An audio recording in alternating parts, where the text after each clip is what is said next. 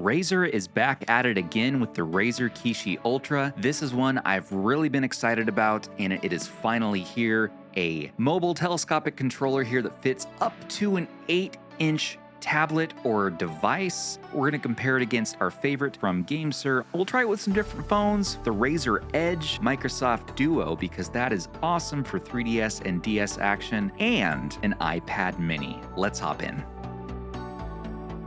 I do have a review unit from Razer, but it's not here yet. This is just a unit that I bought off Amazon. All right, unboxing here. You have some different insert sizes, which is great. Kishi Ultra itself and instructions. It is a nice matte plastic, good grippy back with some nice texture to it. A floating tactile D-pad here. Large, full-size ABXY buttons. Nearly everything on here is micro switch and clicky. And usually I'm not a fan of that, but there's a little bit of give to these face buttons to where the play and the travel just feels satisfying. You have full-size joysticks as well. Now these aren't Hall effect joysticks. They say it's a proprietary style of joystick, more costly than Hall. However, but we do see Hall effect triggers up on the top here for the shoulder buttons. And again, clicky L1 and R1, not too bad there. And you have some extra mappable buttons, L4 and R4. The analog triggers feel pretty decent. I wish there was a little bit of grit or texture to them. They are smooth, but it feels good. I love this D-pad though. You can feel every pivot through the 8 cardinal directions you get here. You also have a home button here, what would be start and select. You have the Razer Nexus button, which opens their app, and a screenshot button down here on the bottom. Along the side, you have Razer Chroma lighting. That's cool. Now you can turn off the Chroma if you don't like it, and you can also make it static so it's not flashing like a 90s rave party at you. But the star of the show here is the fact that you can expand this one up to 8 inches, and you can also change out the flap inserts here to accommodate various device sizes, as well as if you want to have your case on there. Along the bottom, you have 3.5 millimeter headphone out, and on the right, you have a pass-through charging port and also a data port. If you want to connect to your PC to use this as an Xbox controller, which is automatically recognized, it's plug and play.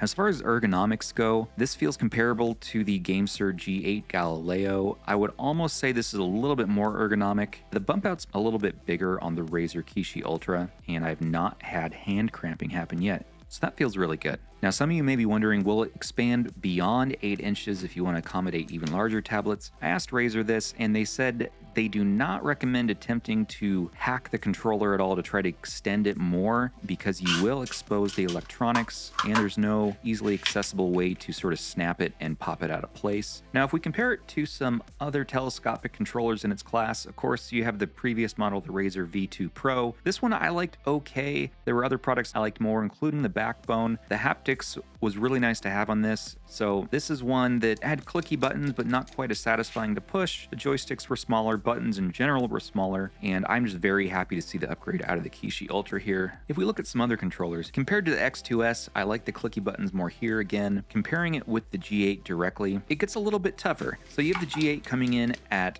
around $60 to $80, and you have the Kishi Ultra at the high end at $150, making it the most expensive telescopic controller to date. But comparing to the tried and true best in the market from GameSir, of course you get those whole joysticks that are swappable, rubber membrane, as well as both of these controllers have the plug on the right, so it's not explicitly focused at folding phones. Something like the GameSir X2S though is having that plug on the left. That is the perfect spot for the Microsoft Duo, for my Samsung Z Fold 5. Now looking at some other options, another one that I'm really starting to enjoy is this controller by BSP. It's called the D8.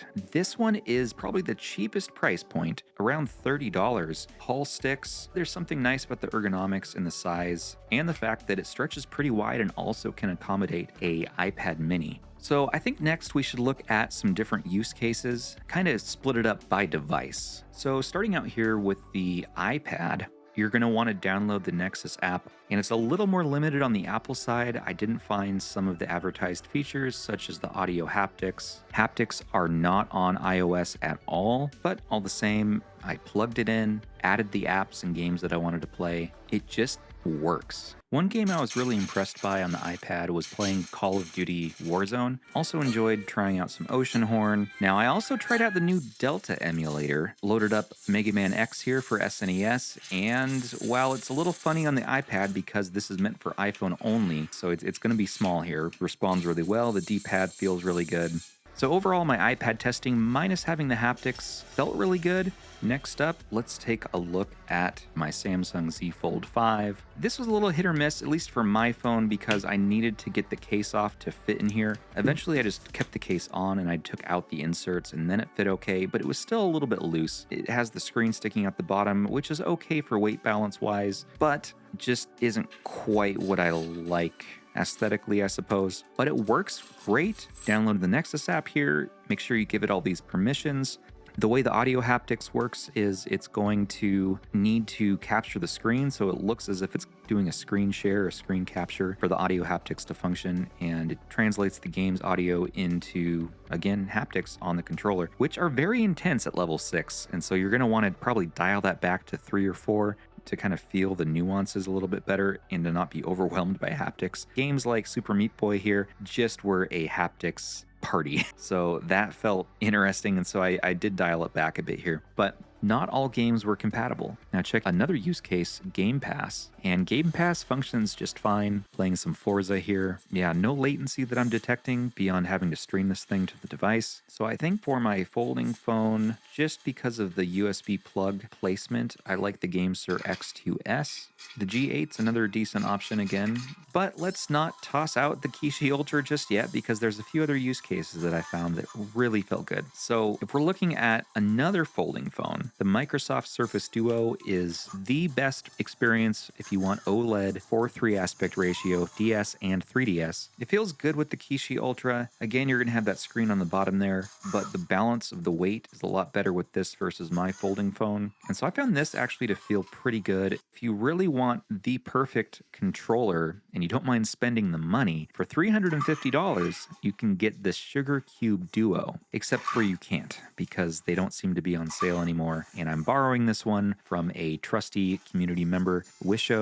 Thanks so much for letting me try this out. This thing is form-fitted to the Duo. It has some various quirks here, but it is the best controller for the Duo because it is just made for it and it all looks like one solid unit. But it is also heavy, which, speaking of weight, the Kishi Ultra feels just so much more lightweight compared to this, and it comes in weighing at 266 grams. Just a little bit heavier feeling than the G8, so slight. Now, there you go, there's folding phones, but the vast majority of people are not going to be using folding phones. You're probably going to use a standard phone with this. So something like an iPhone 15 should fit very well in here. And the tried and true classic, remember this one? The Razer Edge. This is the Wi-Fi model. And, you know, the Razer Edge, while I didn't fall in love with it at first, over time it's one with updates and having a dedicated Android device without all my phone notifications popping up at me, and it being on sale right now for $299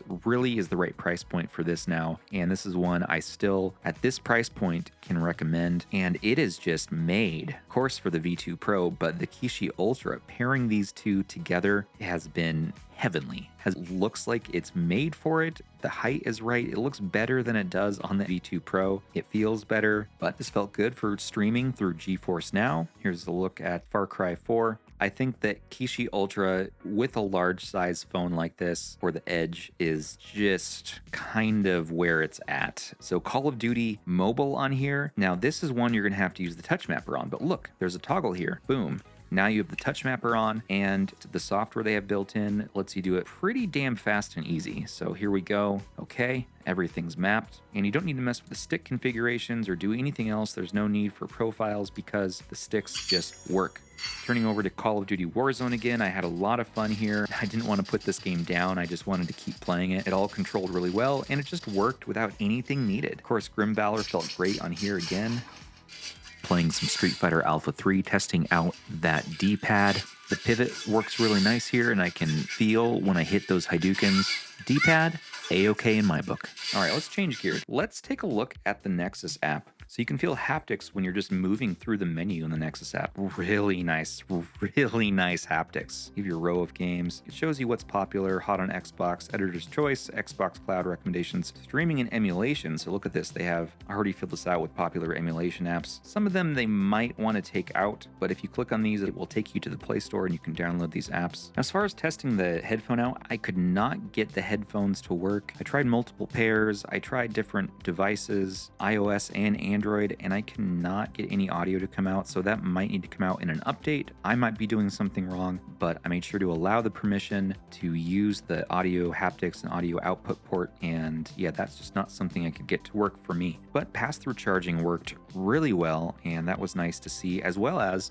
let's take a look here, but I'm gonna plug this into my PC and try out some Cuphead through a Switch emulator. And yeah, it works just fine as an Xbox controller. It shows up and I'm happy with that. And I also kind of like that it's so wide. Don't mind playing like this. I never found my hands to get sweaty while playing it. It's not leaving fingerprints that I'm noticing. It's not getting warm or anything. All right, we're running a little long here. So why don't we go ahead and wrap up? Well, what did you think of the Razer Kishi Ultra?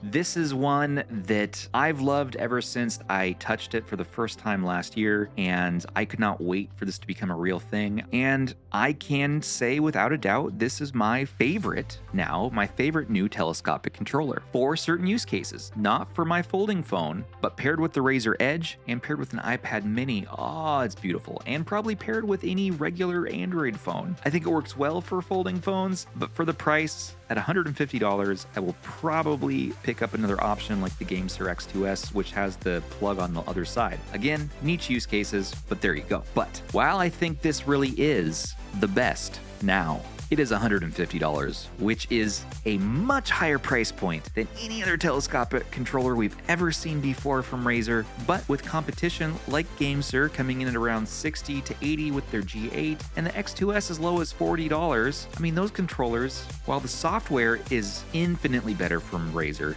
their prices it's just hard to recommend anything else because of the price points. So I will say, my conclusion, best telescopic controller under $100 by far is the GameSir G8 Galileo. Best for folding phones, I think, is going to be the GameSir X2S. Best for tablets, this is Bluetooth, I know, but either the X2S or probably this D8 for I'm talking large tablets, like huge.